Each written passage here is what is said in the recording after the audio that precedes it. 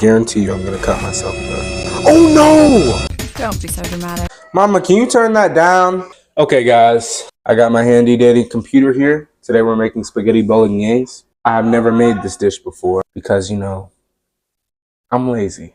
Fat, lazy pig. All right, you need to chop 2 onions. Look at these cool, fancy cutting boards my mom purchased.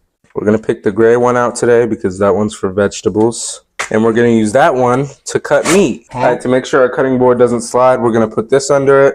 Theoretically, this should stop the kinetic motion of the friction to curb the dynamic.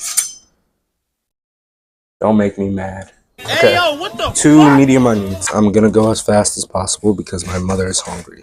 Juicy. Use this to sop up the juiciness. Peel the outer layer from the onion. It's 6 o'clock. I'll tell you guys when I'm finished. I think around 8:30. I like cutting onions. They're so easy and fun. I think it was supposed to be finely chopped. They're not that fine. They're more like moderately attractive. Number 1 onion chopper. Yep, those are uneven. Oh my gosh. Don't put me on Master Chef because I'm going to leave Gordon Ramsay in a stroke. For my good cooking, of course. 0.1415926 guns be ready to die. New underground rapper. I think his name is Tupac or something. I'm dropping stuff all over the floor.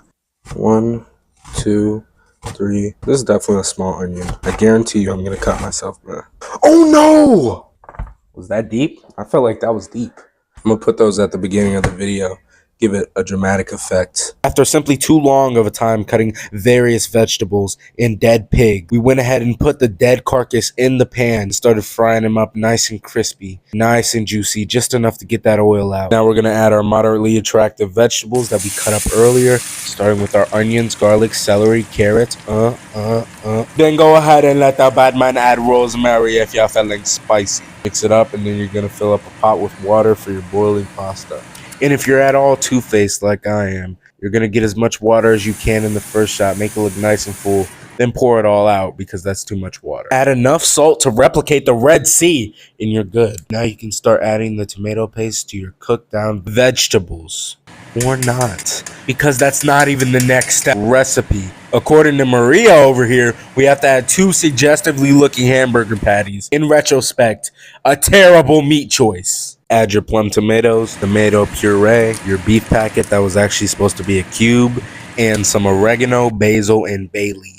Man, I think Joe Byron owed me an apology because why did this set of ingredients cost my pockets $40? Man, I would have went through Walmart self-checkout for all that. Then you're going to locate your local liquor store and go into there masked up in a ski mask and politely ask for their most expensive red wine. It is imperative that you walk in with a visible weapon so that they know you can protect them if anything goes south. Results may vary depending on the ethnicity of your ancestors, but you'll be alright. You can die every day. After you've cooked your pasta al dente, you're going to carefully strain it. You don't need pasta water for this recipe. Thank the Lord. Grate some Parmesan cheese. Add it to your pasta. This really doesn't do anything but thicken it. Then we're going to try it up. It needs some salt as expected. And after 2 arduous, strenuous even, hours and 45 broke people dollars later, this is the final result.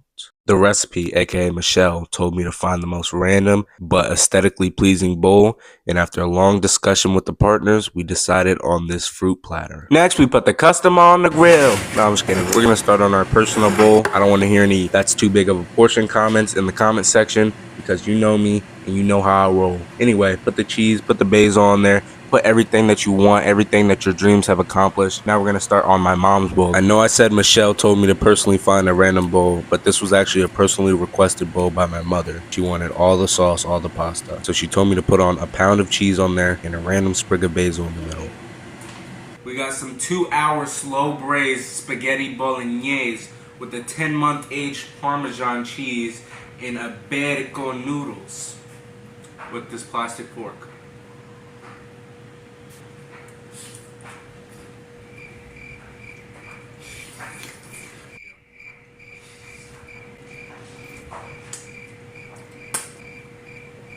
First off, the noodles cooked al dente. We do not care.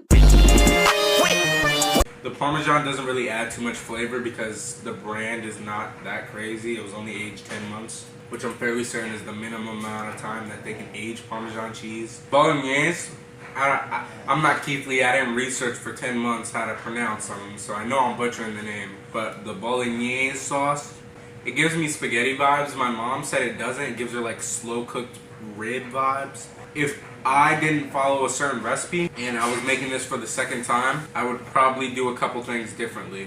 I feel like it's just elevated spaghetti. You know, there's nothing crazy about it. I mean, I would love to have like normal spaghetti that my mom makes side by side just to see how much better it is. Would I make it again? Probably. Is it worth it? Yes. I give it a 7-1 out of 10. I'm finna watch the Queen's Gambit. I'll see you guys later. Whopper, Whopper, Whopper, Whopper, Junior Double.